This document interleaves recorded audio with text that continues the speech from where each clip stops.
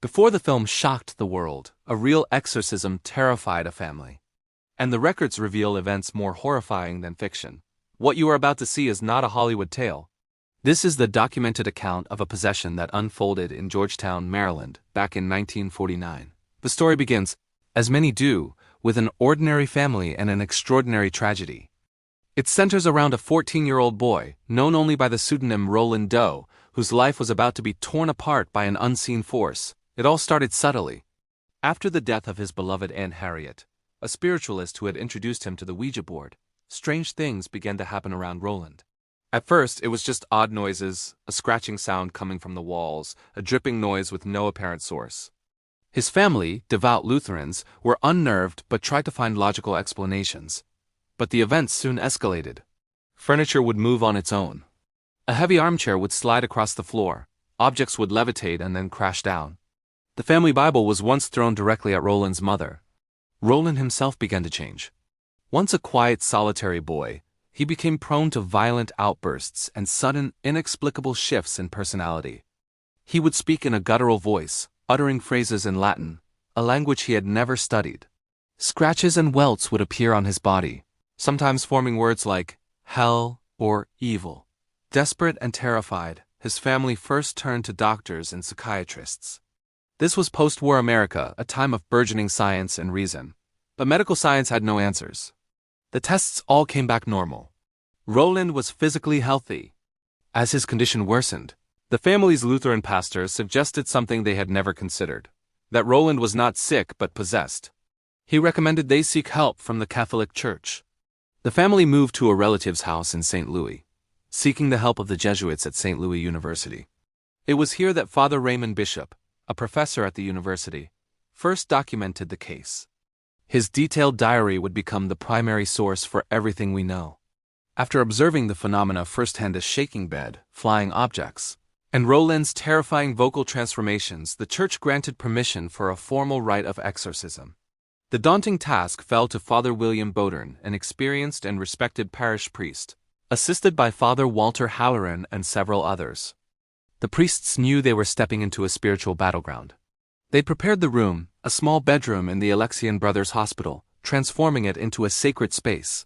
Holy water, crucifixes, and relics were brought in. As they began the ancient Latin rite, the room grew unnaturally cold. The entity tormenting Roland did not wait to make its presence known. It reacted with fury. The boy's voice, now a demonic growl, mocked the priests, blasphemed, and spit vile curses. He spoke of things he couldn't possibly know, secrets from the priest's own pasts. The mattress on the bed began to shake violently, lifting off the floor with Roland strapped to it. The exorcism was not a single event, but a grueling ordeal that stretched over several weeks, with more than 20 sessions. Each night, the battle would resume. The priests would chant the prayers, and the entity would fight back. Objects in the room would fly across the space, narrowly missing them. The words exit and hell appeared in bloody red scratches on Roland's chest and abdomen. He would thrash with supernatural strength, breaking Father Halloran's nose during one violent episode. The psychological toll on everyone involved was immense. The family watched in horror, their son's body a vessel for a malevolent intelligence. The priests, exhausted and spiritually battered, pressed on, their faith their only shield against the pure evil they confronted night after night. They documented every chilling detail. One night, as Father Bodern commanded the demon to reveal its name, a guttural voice roared from Roland's throat, identifying itself as Satan. The priests observed the boy speaking in multiple voices, sometimes calm and childlike, begging for help, and other times roaring with demonic rage. The air would fill with foul odors, and the shadows on the walls seemed to writhe and dance independently of the candlelight. This was not a story unfolding on a page. These were real people facing a terror that defied all logic and reason. Real lives were at stake. The entity was not just tormenting Roland. It was trying to break the will of the men trying to save him. The climax approached during the final week. The possession had reached its peak intensity. The poltergeist activity was constant, the bed shook, objects were hurled through the air, and the room was filled with a cacophony of demonic screams and Latin taunts. The priests were on the verge of collapse, but their resolve was unbroken. During one particularly violent session, as they reached the most sacred part of the ritual, Roland suddenly convulsed. He thrashed violently on the bed, his body arching in an unnatural way as if struck by an invisible force. The priests intensified their prayers, their voices rising in a powerful chorus, commanding the entity to depart in the name of God.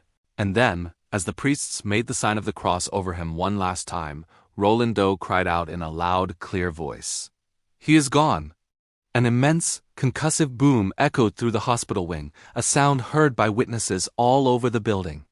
In that instant, everything stopped. The air in the room warmed. The violent shaking ceased. A profound and sudden silence fell over the room, broken only by the exhausted, ragged breathing of the priests. Roland collapsed back onto the bed, unconscious but peaceful.